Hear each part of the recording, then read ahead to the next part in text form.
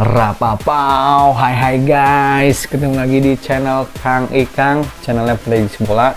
Oke, terima kasih buat teman-teman semua yang udah nungguin konten gue yang ini. Sekarang gue mau bahas Spanyol melawan Jepang. Nah, Spanyol Jepang ini berada di grup E.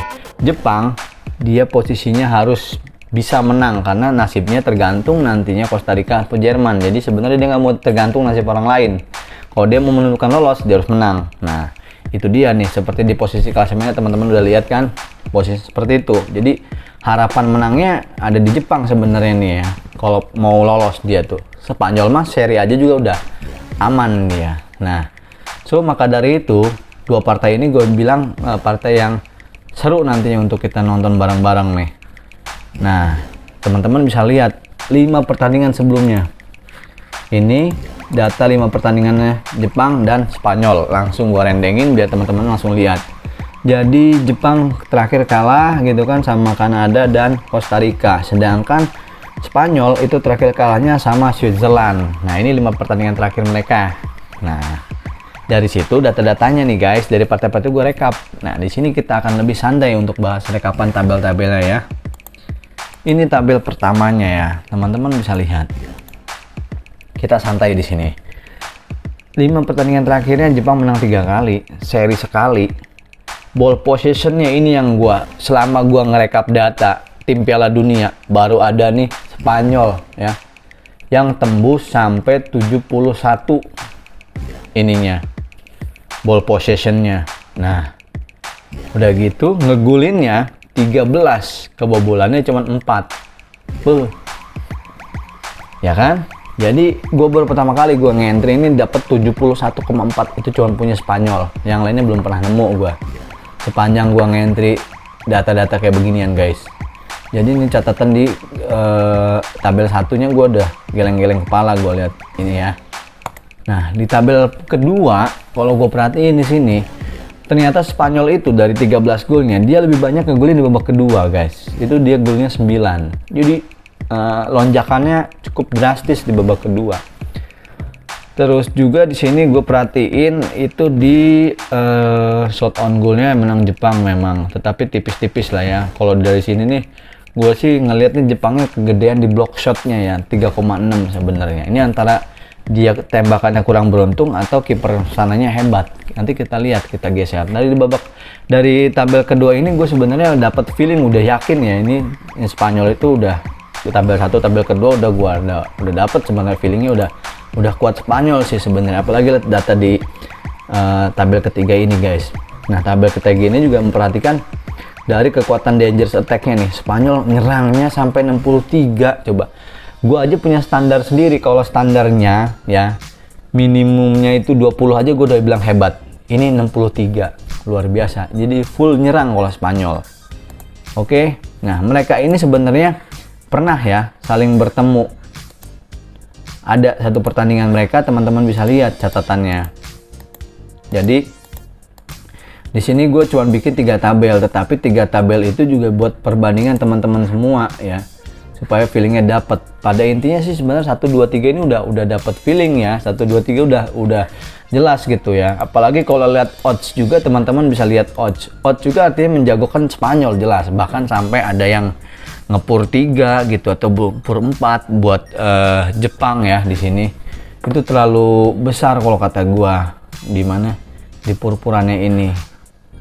Nah, dari situ gua sih feeling ya kalau misalkan ngelihat dari tabel 1, tabel 2, tabel 3 tadi udah langsung ngeklop sebenarnya ke Spanyol.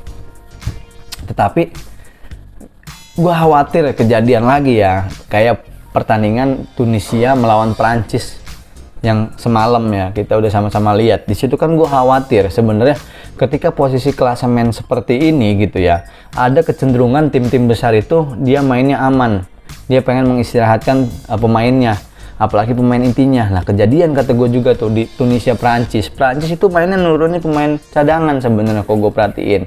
Baru setelah mereka kebobolan turunlah Mbappe ya, Griezmann, terus siapa lagi itu masuk semua, sampai akhirnya belum bisa berbuat banyak karena telat mungkin masukinnya. Nah, ini yang gue khawatirin terjadi di Jepang Spanyol. ketika Spanyol itu udah merasa aman, dengan seri pun dia aman, walaupun kalah pun sebenarnya cenderung aman ya. Cenderung aman kata gua. Kalau misalkan kalah juga tergantung pertandingan Costa Rica sama Jerman. Jerman kalau mau lolos dia poinnya 4 ya. Sekarang kalau misalkan selisih gol aja Jepang udah jauh ya. Cenderung aman kalau kata gua, kalah pun juga ini Spanyol cenderung aman. Dari situ makanya gua walaupun feeling Spanyol ini gua kayak kurang yakin gitu ya kalau misalkan dia tuh nanti nurunin tim cadangannya gitu. Gue sih feelingnya bakal nurunin tim cadangan walaupun gua nggak ngikutin line up ya guys ya. Nah dari sini nih gue nih agak ragu, gue sebenarnya feeling Spanyol, tetapi aduh Jepang pasti habis-habisan gitu ngegempur.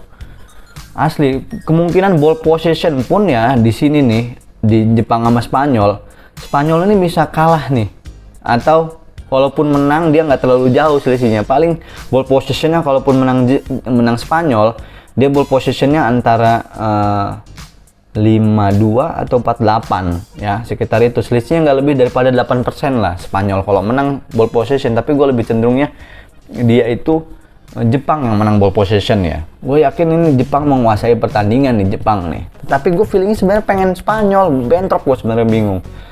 Jadi apa ya, berat sebenarnya nih. Gue mau ke feeling ke Spanyol juga berat gitu ya. Jepang, Spanyol.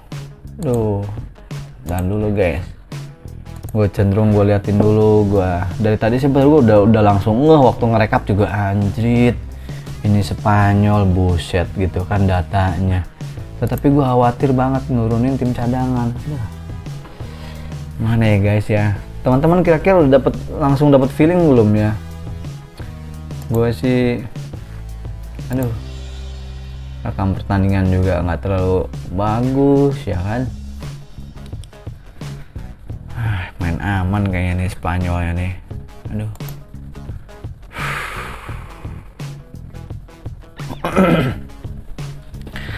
Oke lah, gua sih cenderungnya nih sebenarnya